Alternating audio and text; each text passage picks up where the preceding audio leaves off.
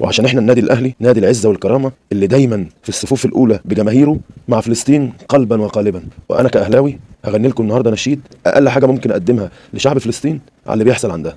التتش قالها من زمان لحضار الكلب العميل، إن كنت موهوم باعتذار يبقى عشم عشم إبليس. روحنا وجينا لفلسطين وإحنا معاكم اليوم الدين. روحنا وجينا لفلسطين وإحنا معاكم اليوم الدين. يا كلب سرايا واحتلال يتقال لك مصري ده محال. الله الله الله الله الله الله الله الله. يا كلب سرايا واحتلال يتقال لك مصري ده محال.